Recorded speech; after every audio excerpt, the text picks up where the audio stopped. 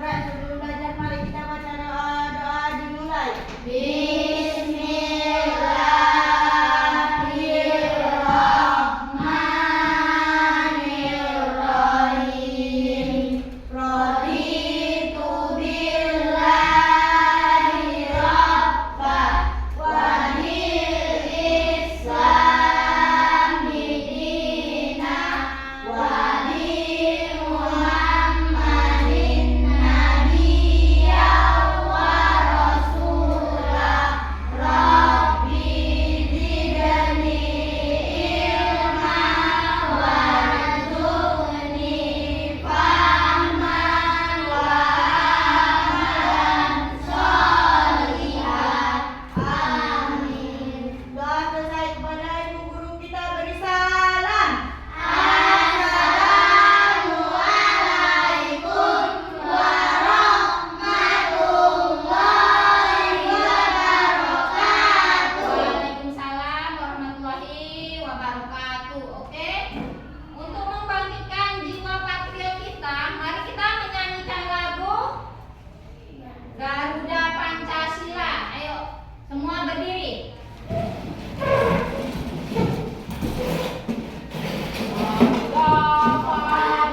Pancasila, akulah pendukungmu. Patriot proklamasi, sedia berkorban untukmu. Pancasila dasar negara, rakyat adil makmur sentosa, pribadi bangsaku.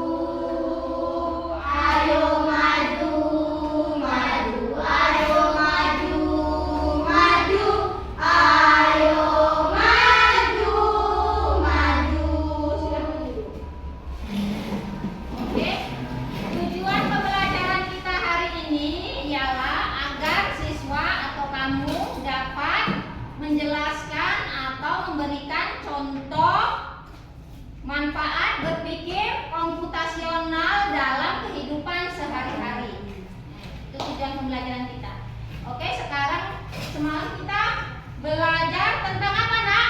Coding dan kecerdasan artifisial. Jadi masih ingat apa yang dimaksud dengan coding? Tunjuk tangan yang ingat.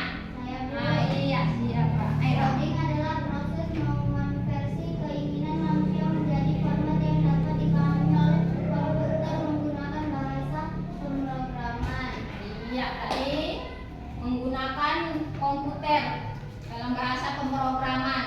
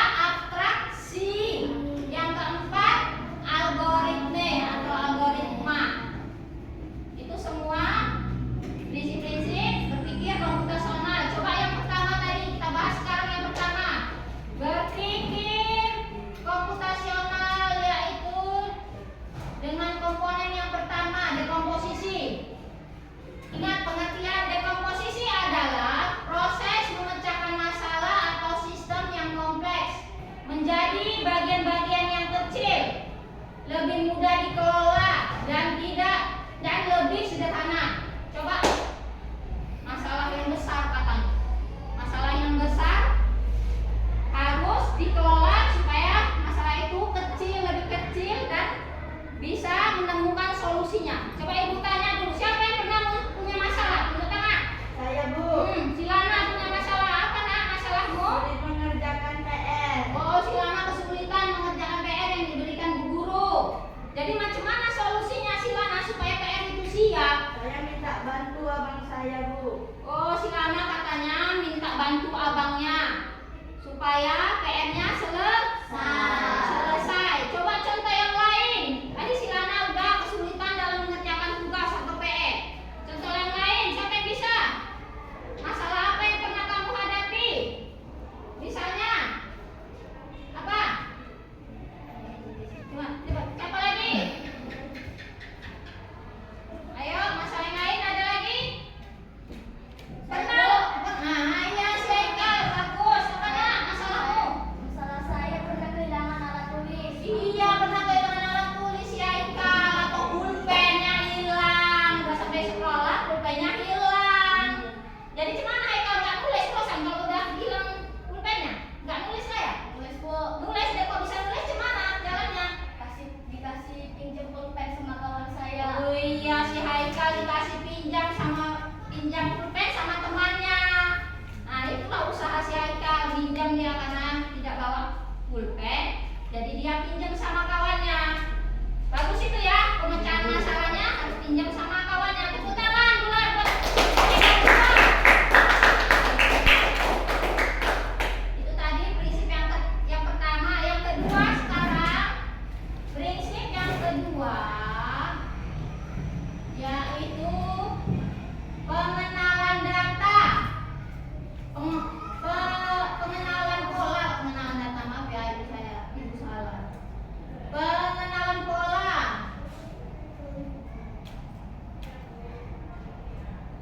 Jadi apa itu pengertian pengenalan pola? Hah? Ya, apa pengenalan pola? Setelah dekomposisi, pengenalan pola melibatkan identifikasi kesamaan, tren, atau keteraturan dalam bagian-bagian kecil yang telah dipecah. Nah, itulah pengenalan pola.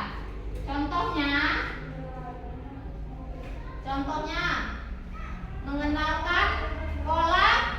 Apa contohnya pengenalan pola tadi?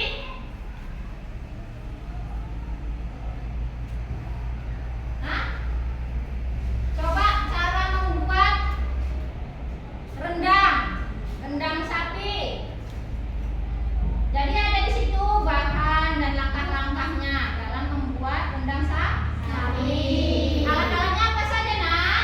Wajan, kompor, minyak, Terus? sutir, Terus? Pisau, rempah-rempah. Iya, pisau, bumbu atau rempah-rempahan kata lidah ya kan. Terus cara memasaknya gimana langkah-langkahnya? Kita tumis dulu bumbu sampai wangi. Habis itu kita masukkan daging. Kalau kita kacau-kacau dagingnya. Setelah dagingnya masak, terus masuklah santan. Diberi garam sampai berasa. Setelah itu ditunggu sampai mendidih, sampai airnya menyusut dan jadilah rendang. Sudah jadi rendang, kita makan. Enak kan makan rendang? Enak. Nah, tadi prosesnya pembuatan rendang. Tuh, mengenal pola. Yang ketiga, abstraksi. Apa itu abstraksi?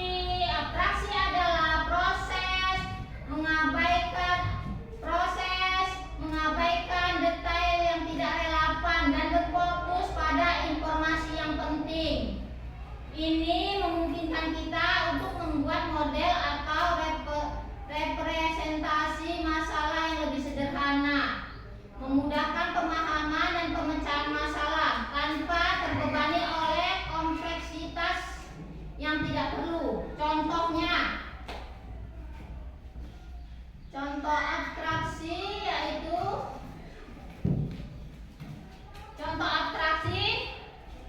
membuat teh manis.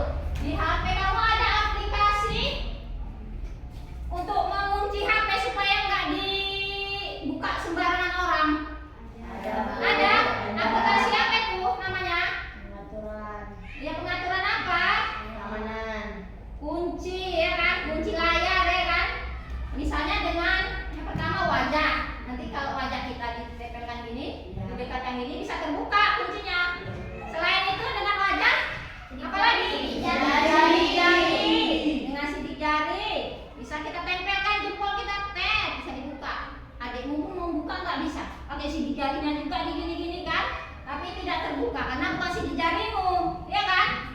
Yang ketiga pakai apa lagi? Selain wajah, sidik jari, pola nomor-nomor ya kan, angka-angka. Tanggal lahirmu kau buat di situ, tanggalnya, polanya, bulannya, tahunnya, supaya tidak bisa sembarangan orang membuka, ya kan? Ya kan? Nah, itu termasuk pola algoritma. Jadi semuanya yang lain apa coba? Contoh yang lain. Algoritma. Coba. Kamu mau naik kereta api pergi ke Medan? Mesan tiket harus ke sana langsung ke stasiun. Bisa melalui HP? Bisa. Bisa mesan tiket kereta api melalui HP ya kan? Kita cek melalui aplikasi KAA kereta api, ya kan? Kita cek aja, kita nggak malah repot-repot ke stasiun kereta api membeli, mengantri karcis kereta api, ya kan? Kita gunakan aja HP kita, kecanggihan teknologi ini, kecanggihan teknologi kita gunakan, kita pesan berangkat dari Kisaran ke Medan. Berapa orang yang mau pergi? Iya, apalagi aplikasi itu dipicit dari Kisaran ke Medan semuanya 2 orang. 2 orang yang mau pergi, pukul berapa berangkatnya? Bisa juga dicek dari situ kan? Tahu pagi pukul 7, siang boleh juga pukul 1. Setelah itu, setelah dicek apanya, keberangkatannya, bisa kita apa? Bayarnya langsung dari situ? Bisa? Bisa.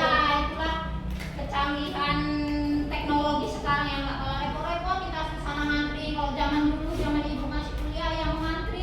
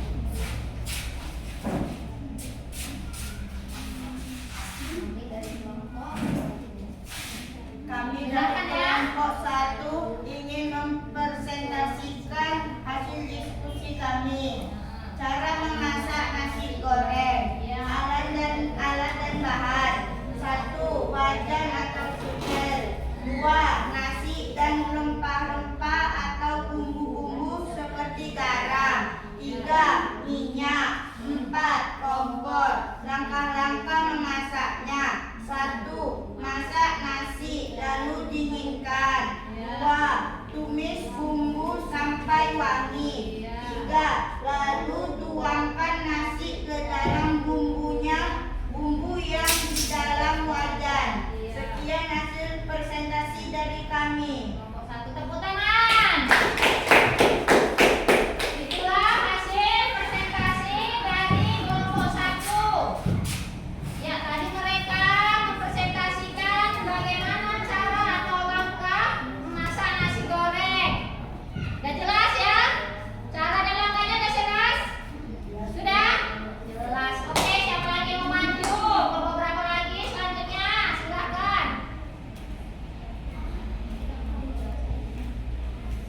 Oke. Maju kelompok 4. Bisa? Sudah selesai? Oke, baik, bacakan ke depan hasil presentasinya dan kelompoknya.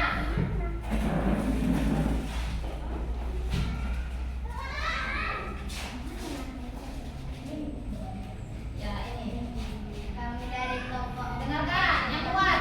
mau mempresentasikan hasil kerja kami. Iya. Algoritma pemesan ojek online. 1. Aplikasi layanan transportasi. 2. Pilih layanan ojek motor. 3. Masukkan alat atau lokasi. 4. Masukkan titik jemput. 5. Lihat tarif pesanan. 6. Pilih metode pembayaran. 7. Pastikan ulang pesanan ojek Anda. Sekian, terima kasih. Iya, tepuk tangan. Presentasi dari kelompok 4, yaitu katanya mereka memesan ojek online. Bisa sekarang kita memesan ojek online melalui HP? Bisa. Ada yang berbentuk ojek, ada yang berbentuk mobil, ada? Ada. Katanya caranya yang pertama apa di situ? Pesan ojek online. Itulah tadi langkah-langkahnya, katanya di aplikasinya dulu dibuka. Aplikasi layanan transportasi. Yang kedua, pilih layanan ojek. Ojek motor. Bisa motor, bisa mobil. Kalau kita mau naik motor berarti ya layanan ojek motor. Masukkan alamatnya yang mau dituju. Mau kemana kita pergi? Semuanya kamu mau pergi ke Irian, ya kan? Dimasukkan